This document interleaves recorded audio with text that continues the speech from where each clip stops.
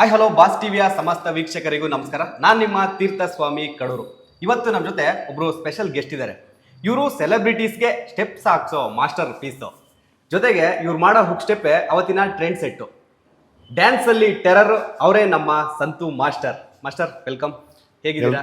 Hi, ಎಲ್ರಿಗೂ ನಮಸ್ಕಾರ. First of all boss ಟಿವಿಗೆ ತುಂಬ ತುಂಬ ಧನ್ಯವಾದಗಳು. ಹಾಯ್ ಸರ್, ಹೇಗಿದ್ದೀರಾ? Super sir. ತುಂಬ ಬ್ಯುಸಿ ಆಗಿದ್ದೀರಾ? ಏನಿಲ್ಲ ಸರ್, ನಾರ್ಮಲಾಗಿ ಬ್ಯುಸಿ, ಓಕೆ, ರೆಗ್ಯುಲರ್ ಶೆಡ್ಯೂಲ್ಸ್ ಎಲ್ಲ ಆಗ್ತಾ ಇದೆ. ಓಕೆ. ಸಂತು ಮಾಸ್ಟರ್ ಅಂದೇ ಒಂಥರ ಸ್ಮೈಲಿ ಫೇಸು, ಯಾವಾಗಲೂ ನಗುಮುಖ, ಆ ಒಂದು ಇದ್ರಲ್ಲಿ ಎಲ್ಲರೂ ನೋಡಿರ್ತಾರೆ. ಸೊ ಬೇಸಿಕಲಿ ಸಂತು ಮಾಸ್ಟರ್ ಎಲ್ಲಿ ಅವರು ಈ ಒಂದು ಡ್ಯಾನ್ಸ್ ಫೀಲ್ಡ್ಗೆ ಎಂಟ್ರಿ ಕೊಟ್ಟಿದ್ದು ಹೇಗೆ ಅಂತ? ಸರ್, ನಮ್ಮ ಬೇಸಿಕ್ ಬ್ಯಾಂಗ್ಳೂರ್ ಸರ್. ನಮ್ಮ ಅಪ್ಪ ಅಮ್ಮನೂ ಇಲ್ಲೇ, ನಾವು ಇಲ್ಲೇ ಹುಟ್ಟಿ ಇಲ್ಲೇ ಬೆಳೆದಿರೋದು. ಡ್ಯಾನ್ಸ್ ಅಂತ ಜರ್ನಿ ಸ್ಟಾರ್ಟ್ ಆಗಿದ್ದು ನನ್ನ ಸ್ವಂತ ಮಾವ. ಸೊ ನಿಮ್ಮೆಲ್ಲರಿಗೂ ಗೊತ್ತಿರುತ್ತೆ ಇಂಡಸ್ಟ್ರಿಗೆ, Murali master. So top 1 choreographer ಈಗ. ಸೊ ಅವ್ರು ನನ್ನ ಸ್ವಂತ ಮಾವ. ಸೊ ನಾನೊಂದು 6th 7th ಓದ್ತಾ ಇರ್ಬೇಕಾದ್ರೆ ಹಂಗೆ ನಮಗೂ ಇದರಲ್ಲಿ ಇಂಟ್ರೆಸ್ಟು. ಚಿಕ್ಕ ವಯಸ್ಸಿಂದ ನೋಡ್ಕೊಂಡು ಅವ್ರು ಆಡೋದು ಇದೆಲ್ಲ ನೋಡ್ತಿದ್ವಲ್ಲ, ಸೊ ತುಂಬ ಇಂಟ್ರೆಸ್ಟ್ ಇತ್ತು. ಸೊ ಅವಾಗ ಅವರು ಬಾ ನೀನು ನನ್ನ ಜೊತೆ ಅಂತೇಳಿ ಕರ್ಕೊಂಡು, ನಾನು ನಮ್ಮ ಅಜ್ಜಿ ಮನೇಲೇ ಬೆಳೆದಿದ್ದು. ನಮ್ಮ ಅಪ್ಪ ಅಮ್ಮನಕಿಂತ ಜಾಸ್ತಿ ಅವ್ರ ಜೊತೆನೇ ಬೆಳೆದಿದ್ದು. ಮುರಳಿ ಮಾಸ್ಟರ್ ನಮ್ಮ ಅಜ್ಜಿದು ಬೆಳೆದಿದ್ದು. ಸೊ ಹಂಗೆ ಅಲ್ಲಿ ತುಂಬ ನನಗೆ ಅದು ನಮಗೆ ಗೊತ್ತಿಲ್ಲ, ನಮ್ಗೆ ಹಂಗೆ ಇಂಟ್ರೆಸ್ಟ್, ಅದು ಬೈ ಬ್ಲಡ್ಡಿಂದನೋ ಏನೋ ಗೊತ್ತಿಲ್ಲ. ಸೊ ಹಂಗೆ ಜರ್ನಿ ಸ್ಟಾರ್ಟ್ ಆಗಿ ಅವ್ರ ಜೊತೆ ಕ್ಲಾಸಲ್ಲಿ ಪ್ರಾಕ್ಟೀಸ್ ಮಾಡ್ತಾ ಒಂದಷ್ಟು ಶೋಸು, ಅವ್ರ ಜೊತೆ ಶೋಸ್ ಗೀಸೆಲ್ಲ ಹೋಗ್ತಿದ್ವಿ. ಆಮೇಲೆ ಒಂದಷ್ಟು ಆರ್ಕೆಸ್ಟ್ರಾ, ಆ ಥರ ಮಾಡ್ತಾ ಮಾಡ್ತಾ ಒಂದು ಟೈಮಲ್ಲಿ ಒಂದು ರಿಯಾಲಿಟಿ ಶೋ ಅದೊಂದು ಆಪರ್ಚುನಿಟಿ ಬಂತು. ಸೊ ಅವಾಗ ಮುರಳಿ ಮಾಸ್ಟರ್ ತುಂಬ ಸಪೋರ್ಟ್ ಮಾಡಿದ್ರು, ನೀನು ಈ ಶೋ ಮಾಡು, ಒಂದು ಒಳ್ಳೆ ಹೆಸರಾಗುತ್ತೆ ಅಂತ. ಓಕೆ. ಸೊ ಅಲ್ಲಿಂದ ಒಂದು ಡ್ರೀಮ್ ಗರ್ಲ್ಸ್ ಅಂತ ಒಂದು ರಿಯಾಲಿಟಿ ಶೋ. ಸೊ ಅಲ್ಲಿ ಎಂಟ್ರಿ ಆದೆ ಕೊರಿಯೋಗ್ರಾಫರ್ ಆಗಿ. ಸೊ ಅಲ್ಲಿಂದ ಒಂದು 2-3 ರಿಯಾಲಿಟಿ ಶೋ ವಿನ್ನರ್ ಆದೆ. ಡ್ಯಾನ್ಸಿಂಗ್ ಸ್ಟಾರ್ ಆಗಿರ್ಬೋದು, ಆಮೇಲೆ ಕೊನೆಯೋನ ಬರ ಆಗಿರ್ಬೋದು, ಆ ಥರ ಒಂದು 2-3 ಶೋ ವಿನ್ನರ್ ಆಗಿ. ಸೊ ನೆಕ್ಸ್ಟ್ ಏನು ಮಾಡೋದು ಏನು ಅಂದಾಗ ನಮ್ಮ ಯೂನಿಯನಲ್ಲಿ ಸೆಲೆಕ್ಷನ್ ನಡೀತಿತ್ತು. ಸೊ ಅಲ್ಲಿ ಹೋಗಿ ಸೆಲೆಕ್ಷನ್ ಆಗಿ ಡ್ಯಾನ್ಸರಾಗಿ ಜಾಯ್ನ್ ಆದೆ. ಡ್ಯಾನ್ಸರಿಂದ ಒಂದು 7-8 ಇಯರ್ಸ್ ಡ್ಯಾನ್ಸರಾಗಿ ಒಂದು ಜರ್ನಿ ಸ್ಟಾರ್ಟ್ ಆಯಿತು. ಆಮೇಲೆ ಮುರಳಿ ಮಾಸ್ಟರ್ ಜೊತೆ ಅಸಿಸ್ಟೆಂಟಾಗಿ ಕೆಲಸ ಮಾಡೋಕ್ಕೆ ಸ್ಟಾರ್ಟ್ ಮಾಡಿದೆ.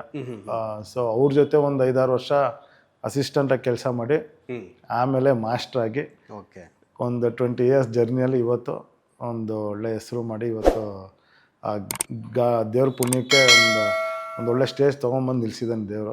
ಸೊ ಆ ದೇವ್ರಿಗೆ ಥ್ಯಾಂಕ್ಸ್ ಹೇಳಬೇಕು. ಆಮೇಲೆ ಮೇಯ್ನಾಗಿ ನನ್ನ ಗುರುಗಳು ಮುರಳಿ ಮಾಸ್ಟರ್ಗೆ, ನಮ್ಮ ಅಪ್ಪ ಅಮ್ಮಂಗೆ, ನನ್ನ ವೈಫ್ಗೆ, ನನ್ನ ಫ್ಯಾಮಿಲಿ ಅಂದರೆ ತುಂಬ ಸಪೋರ್ಟ್ ನನಗೆ.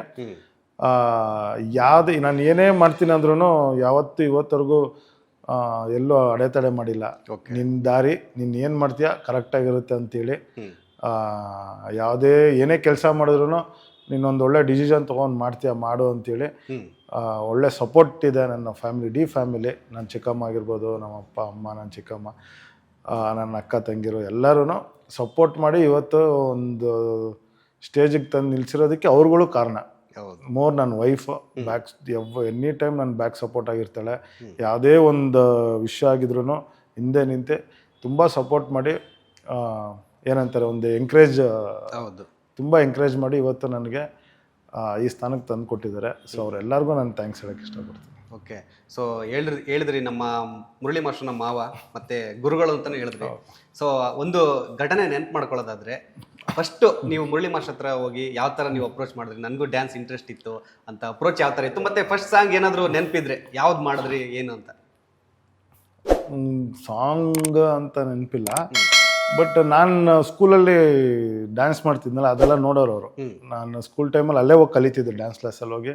ನಮ್ಮನೆ ಪ್ರಕಾಶ್ ನಗರಲ್ಲಿ ಇದ್ದಿದ್ದು. ಅಲ್ಲಿಂದ ಇಲ್ಲಿ ಡ್ಯಾನ್ಸ್ ಕ್ಲಾಸಿಗೆ ಬಂದು ಸ್ಕೂಲ್ ಡೇ ಏನಾದ್ರು ಇದ್ದಾಗ ಇಲ್ಲಿ ಕಲ್ತು ಹೋಗಿ ನಾನು ಸ್ಕೂಲಲ್ಲಿ ಡ್ಯಾನ್ಸ್ ಹೇಳ್ಕೊಡ್ತಿದ್ದೆ ನನ್ನ ಫ್ರೆಂಡ್ಸಿಗೆ. ಸೊ ಹಂಗೆ ನೋಡಿ, ಓಕೆ ಇವ್ನಿಗೆ ಇಂಟ್ರೆಸ್ಟ್ ಇದೆ, ಇವ್ನು ನಮ್ಮ ಜೊತೆ ಇದ್ದರೆ ಚೆನ್ನಾಗಿ ಒಳ್ಳೆ ಇದಾಗುತ್ತೆ ಅಂತೇಳಿ ಅಲ್ಲಿಂದ ಇಲ್ಲಿ ಬಂದಿದ್ದು. ಆಮೇಲೆ ಓದಲು ನಮ್ಗೆ ಹಂಗೆ ಸ್ವಲ್ಪ ಕಮ್ಮಿ ಆಯ್ತು ಇಂಟ್ರೆಸ್ಟು. ಸೊ ಇದ್ರ ಮೇಲೆ ಜಾಸ್ತಿ ಫೋಕಸ್ ಆಯಿತು. ಸೊ ಅವಾಗಲೇ ಒಂಥರ ಏನಂತೀವಿ, ಒಂದು ಹೆಸರು ಬರೋದು, ಒಂದು ಚೆನ್ನಾಗಿ ಹೋಗಿ ಈಗ ಒಂದು ಆರ್ಕೆಸ್ಟ್ರಲ್ಲಿ ಆಡಿದ್ರೆ ನಮ್ಮ ಏರಿಯಾದಲ್ಲಿ ಎಲ್ಲ ಒಂದಷ್ಟು ಜನ ಎಂಕರೇಜ್ ಮಾಡೋರು. ಆಮೇಲೆ ನೆಕ್ಸ್ಟ್ ಡೇ ಹೋದಾಗ ಸಂತ ಗುರ್ತಿಡಿಯೋರು. ಸೊ ಅದೇನಾಯ್ತು ನಮಗೆ, ಮಾಡ್ಬೇಕಪ್ಪ ಈ ಫೀಲ್ಡಲ್ಲಿ ನಾವು ಏನೋ ಒಂದು ಮಾಡಬೇಕು ಅಂತ ಒಂದು ಛಲ ಇತ್ತು. ಸೊ ಅವ್ರ ಜೊತೆ ನಾನು ಇದ್ದಿದ್ದಕ್ಕೆ ಇನ್ನೂ ಈಸಿ ಆಯ್ತು ನನಗೆ. ಈಗ ತುಂಬಾ ಜನ ಪಾಪ ತುಂಬಾ ಅಂದ್ರೆ ಬ್ಯಾಕ್ ಸಪೋರ್ಟ್ ಇಲ್ಲದೆ ತುಂಬಾ ಜನ ಸ್ಟ್ರಗಲ್ ಮಾಡಿ ಬರ್ತಾರೆ. ಸೊ ನಾನು ಸ್ಟ್ರಗಲ್ ಮಾಡಿದ್ದೀನಿ, ಬಟ್ ಒಂದು ಬ್ಯಾಕ್ ಸಪೋರ್ಟ್ ಅಂತ ನಮಗೆ ಮುರಳಿ ಮಾಸ್ಟರ್ ಅಂತ ಒಂದು ಬ್ಯಾಕ್ ಸಪೋರ್ಟ್ ಇತ್ತು. ಸೊ ಅದರಿಂದ ಒಂಚೂರು ಈಸಿ ಆಯ್ತು, ಎಲ್ಲ ಕಲಿಯೋದಕ್ಕೆ ಈಸಿ ಆಯ್ತು. ಆಮೇಲೆ ಅವ್ರು ತುಂಬಾ ಹೇಳ್ಕೊಟ್ರು ವಿಷಯಗಳು, ಹೆಂಗೆ ಕೊರಿಯೋಗ್ರಫಿ ಮಾಡೋದ್ರಿಂದ ಹಿಡ್ದು ನಾವು ಸಾಂಗ್ ಡಿವೈಡ್ ಮಾಡೋದ್ರಿಂದ ಹಿಡ್ದು ಕ್ರಿಯೇಟಿವ್ ಇಂದ ಹಿಡ್ದು.